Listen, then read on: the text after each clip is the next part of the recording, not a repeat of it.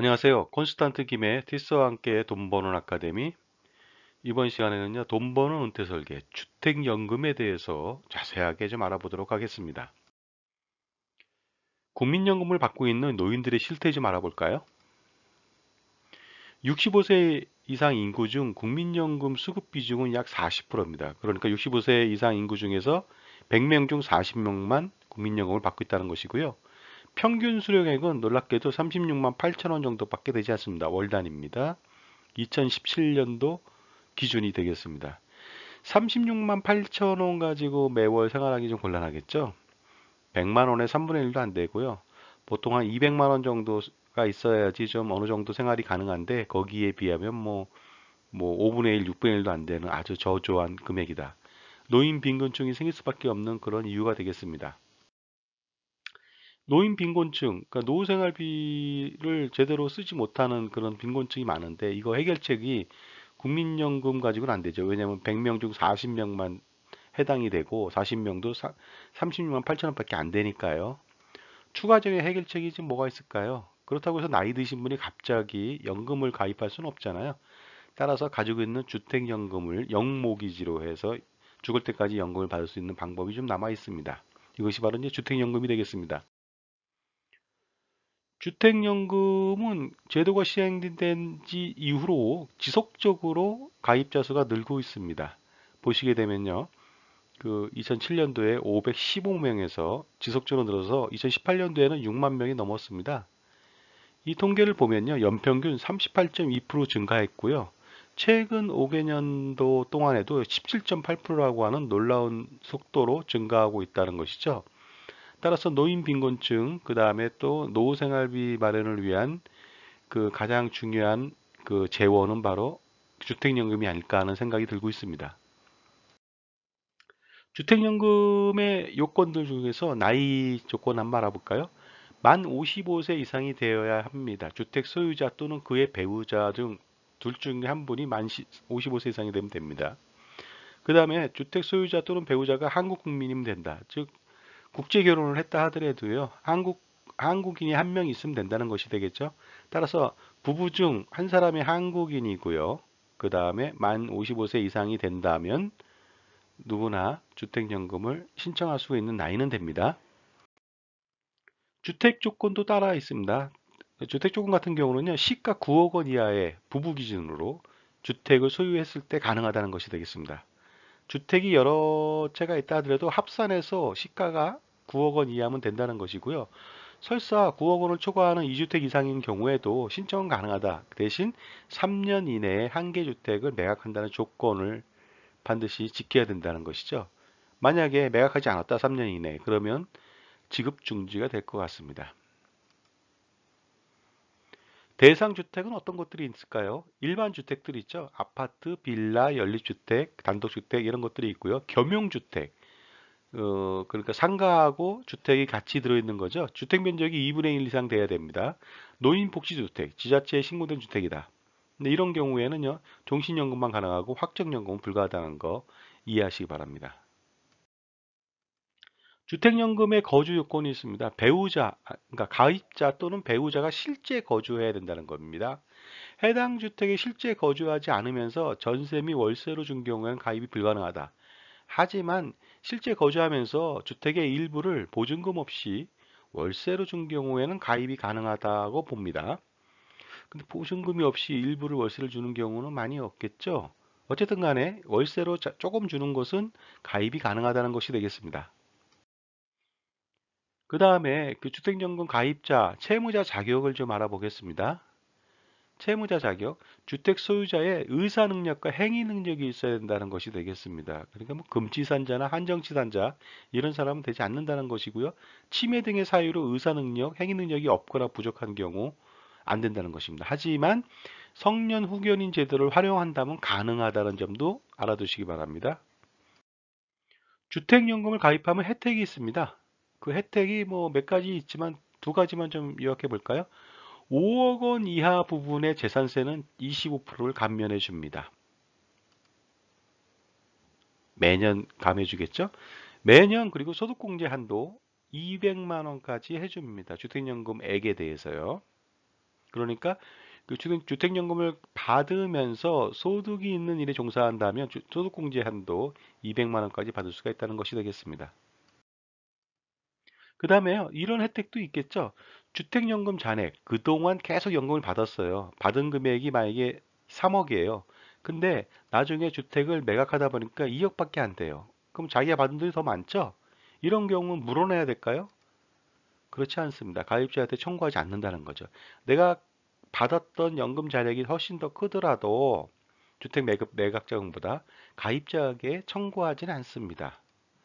거꾸로요. 주택연금 잔액보다 주택 매각자금이 더 크답니다. 예를 들어서 3억 원을 받았는데 연금액을 그동안 누적으로 주택을 매각하니까 4억 원이에요.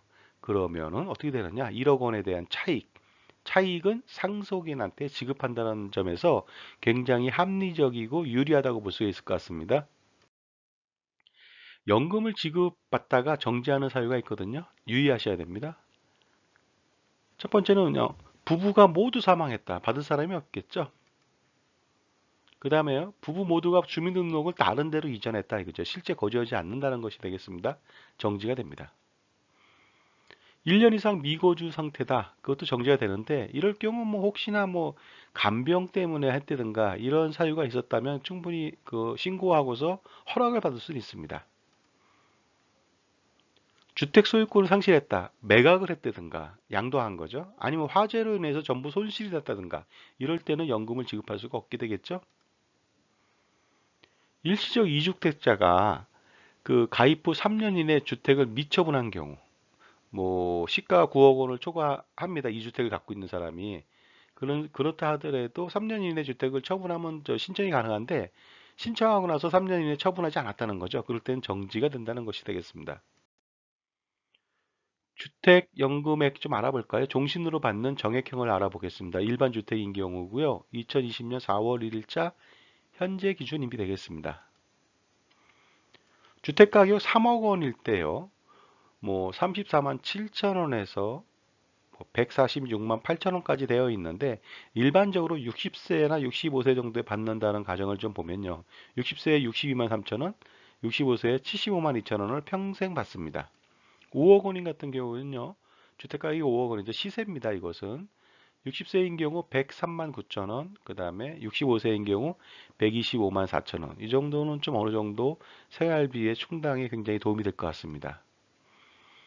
국민연금이 대부분 65세부터 진행된다고 가정했을 때 3억 원짜리 주택이라면 75만 2천 원, 그 다음에 4억 원은 100만 3천 원, 그 다음에 5억 원인 경우는 125만 4천 원, 그 다음에 뭐 7억 원 정도 된다면은요 175만 6천 원까지 되겠네요. 확정으로 받는 경우도 있습니다. 확정으로 받는 경우 3억 원인 경우에 51만 2천 원에서 155만 5천 원까지 되어 있고요. 5억 원인 경우 85만 4천 원에서 259만 2천 원 정도 되어 있습니다. 60세에 받는다는 가정하에서 20년 동안 받는다면 3억 원인 주택은 74만 8천 원, 15년 동안 받는다면 90만 4천 원, 5억 원인 주택에서 20년 동안 받는다면 124만 7천 원, 15년이면 150만 7천 원이 되겠습니다.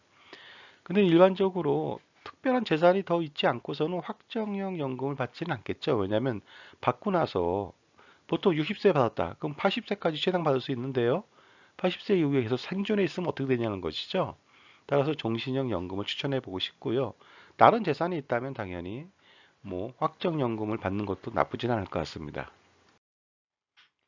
주택연금은요, 국민연금 같은 경우는 물가상승에 반영하잖아요. 물가상승률을. 그런데 주택연금은요, 물가상승률을 반영하지 않고 그대로 죽을 때까지 지급합니다. 그러니까 미래 가치가 현재 가치로 할인해 버리면 미래 가치 좀 작아 보이지 않습니까? 그래서 많은 사람들이 왜 물가상승률을 반영해서 연금을 지급하지 않냐고 하지만 사실은 그 주택 가격에 따른 그 주택 가격의 그 가격에 따라서 연금액을 책정할 때요. 주택가격 상승률을 이미 반영한 상태입니다. 그렇기 때문에 다시 물가 상승률로 연금액을 또 반영한다면 이중으로 부담이 되겠죠. 그래서 연금액 산정 시 주택가격은 일정 율의 주택가격 상승률을 반영했기 때문에 물가 상승률을 간접적으로 반영했다고 보시면 될 것 같습니다. 근데 이제 주택연금 개정안이 나왔어요. 그럼 거의 이제 확실시 된 거죠. 그래서 좀 좋게 좀 개정이 됐는데요. 주택 가격을 시가에서 공시 가격으로 지금 시가 9억 원 이하에만 가능한데요. 공시 가격 9억 원 이하 가능하다는 거죠. 그렇게 되면 공시 가격은 시가보다 뭐 한 9억 원이라면 한 11, 2, 3억 정도의 시가가 공시 가격 9억 원 정도 되거든요. 그러니까 좀 더 비싼 주택도 가입이 가능하다. 물론 공시가격 9억 원이고 시가가 12억 원이라고 해서 12억 원에 대해서 연금을 주진 않습니다. 9억 원에 대해서만 연금을 준다는 것이죠. 단지 신청할 수 있는 것이 좀 더 폭이 넓어졌다 이거죠. 공시가격 9억 원까지니까. 과거로 보면 시가가 9억 원인데 공시가격이 7억이다. 7억까지만 가능한데 이제는 9억까지도 가능하다는 것이 되겠습니다. 그 다음에요. 과거에는요. 그 주거용 오피스텔은 신청이 불가능했습니다. 주거용 오피스텔도 사실은 주택이잖아요. 근데 이 주택도 이제는 그 주택연금 신청이 가능하답니다. 그 다음에 연금 수급권이요. 그 주택연금 가입자가 사망을 하면요. 배우자한테 줄 수 있는데 이럴 때 상속인들, 자녀들이나 상속인들한테 모두 다 동의를 받아야만 배우자한테 줄 수 있거든요. 그러나 배우자한테 최초부터 희망하는 경우 그 자동으로 승계할 수 있게끔 간단하게 좀 편리를 좀 봐줬습니다. 따라서 가입 시점에 뭐 배우자한테 자동 승계하겠다고 하는 의사표시를 한다면은 당연히 사망 후 다른 사람의 동의 없이도 배우자한테 자동으로 주택연금이 승계됩니다. 그 다음에 압류방지 통장으로 지급이 가능합니다. 현재 2020년 기준으로 최저생활비까지는 압류하지 못하게 되어 있다 이런 것이죠. 그래서 월 185만 원까지가 그 압류 방지할 수 있거든요. 따라서 처음부터 185만 원 이하인 경우에 압류 방지 통장으로 지급한다면은 그 채권자로부터 압류를 받지 않고 편안하게 자기 통장에서 안전하게 평생 연금을 받을 수가 있습니다. 현재 그 국민연금하고 주택연금을 가입한다는 가정을 한번 볼까요? 국민연금 현재 평균 수령액 65세 이상 노인들이요. 36만 8천 원밖에 안 되거든요. 이것도 뭐 40%밖에 안 되니까 전체는 아닐지라도 만약에 거기에다가 주택이 있다 3억 원짜리 그러면 75만 2천 원, 65세부터 36만 8천 원 플러스 75만 2천 원을 죽을 때까지 받을 수가 있습니다. 합쳐보면요 112만 원 정도가 되니까 넉넉하지는 않더라도 1인 생활은 가능할 것 같고요. 2인 생활에서도 굉장히 많이 도움이 될 것 같습니다. 그러나 앞으로 계속 그 국민연금을 불입하고 계시는 분들, 그 다음에 미래에 주택연금을 받으실 분들을 한번 가정해 볼까요? 국민연금을 30년 동안 150만 원의 소득월액률 기준으로 가입했다면요. 그 65세부터는요. 59만 9,660원을 죽을 때까지 받을 수가 있습니다. 그리고요. 주택연금 5억 원 기준으로 한다면 65세부터 125만 4천 원을 받을 수 있거든요. 합쳐볼까요? 그러면 65세 때부터 평생 185만 3,660원을 받을 수 있어요. 이 정도면 이제 아주 그 일반적으로 필요한 노후생활비 한 200만 원 정도에 근접한다고 볼 수 있죠. 물론 개인연금 좀 준비하시고요. 별도의 또 자금들을 준비할 필요는 있습니다만은 어쨌든 간에 국민연금과 주택연금은 굉장히 중요한 노후생활비 재원이 될 수가 있습니다. 지금 연금소득 우리가 추구하는 어떤 그 이상적인 연금소득은 뭐 국민연금이라고 하는 국가에서 주는 거, 그 다음에 기업에서 주는 퇴직연금, 개인이 개인연금, 그 다음에 주택이란 농지 가지신 분이 그 주택농지연금을 받을 수 있는데요. 이렇게 국가에서 주는 국민연금하고 개인의 주택연금으로 어느 정도 준비가 가능합니다. 개인연금을 좀 더 준비한다든가 아니면 퇴직연금을 받을 수 있는 분이 있었다면 합친다면 조금 더 효과적으로 노후 생활을 풍족하게 할 수 있을 것 같습니다. 물론 이제 금융소득도 있어야 되겠고요. 그 다음에 기타 소득들도 계속 일하면서 은퇴 후에도 근로소득이나 뭐 각종 소득들이 있다면 여유 있는 생활을 할 수 있는데 가장 최저라고 할 수 있는 국민연금하고 주택연금을 통해서 최저 생활비를 보존받을 수가 있을 것 같습니다. 자, 지금까지요. 돈 버는 은퇴 설계 주택연금 자세히 알아보기 편을 마치겠습니다. 콘스탄트 김의 티스와 함께 돈 버는 아카데미를 마치겠습니다. 감사합니다.